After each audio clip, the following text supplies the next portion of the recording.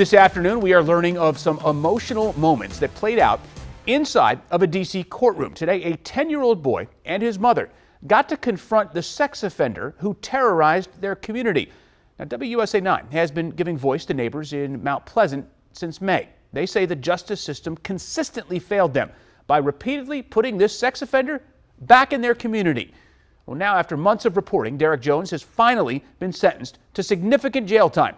Our chief investigative reporter, Eric Flack, has been leading our months-long investigation into this. Flack, despite the sentence the judge handed down, one of the victims told you she's not satisfied. Yeah, that's right, Longo, and I'm a dad, you're a dad, I get it.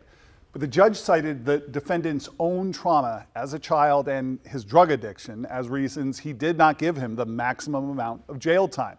And we do want to warn you that there is some graphic content in this report.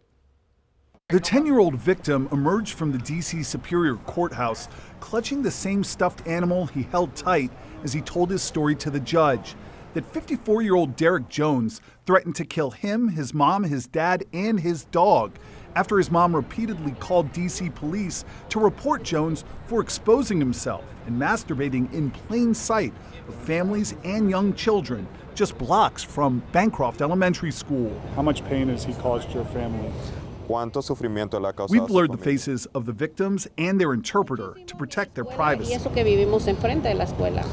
lot. My son has stopped sleeping. He doesn't sleep, and he doesn't even want to walk to the school, and we live in front of the school. She said her son fears Jones will come back. I don't agree with the time that he received. The jail time Derek Jones received is 2 years behind bars for multiple counts of sex abuse of a child, lewd acts, and threats, which are all misdemeanors in D.C. But victims, neighbors, and prosecutors wanted the judge to give Jones the max of 3 years because of a history of similar arrests that date back to 2018.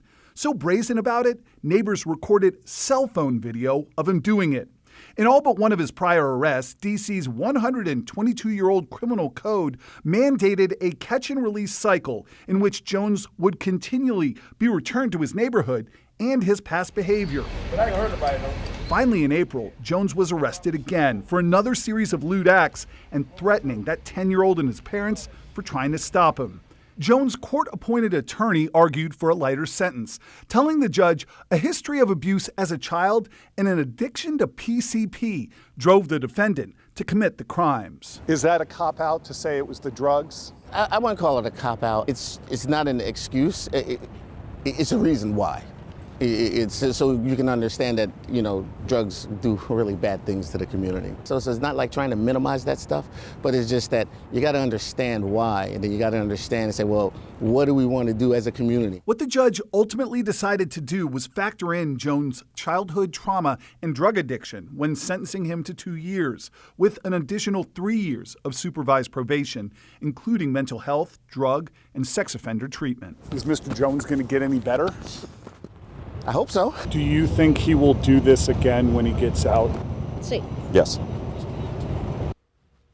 Jones will have to register as a Class A sex offender, and he can never return to that neighborhood. He will get credit for time served before trial and could get credit for good behavior, making the exact amount of time he will be off the street unclear. Longo. All right, so Eric, quickly, did Jones say anything himself in court after all this? Yeah, he did address the court. He said, I want to apologize to anyone here that I've hurt. I hope you will find it in your heart to forgive me someday.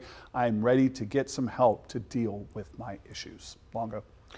All right, well, it's a very disturbing story, but very important here that we do have both sides of it to be able to present to everyone. Thanks, Eric. As we mentioned, Eric was on top of this story from start to finish. You can find all of his reporting by going to WUSA9.com.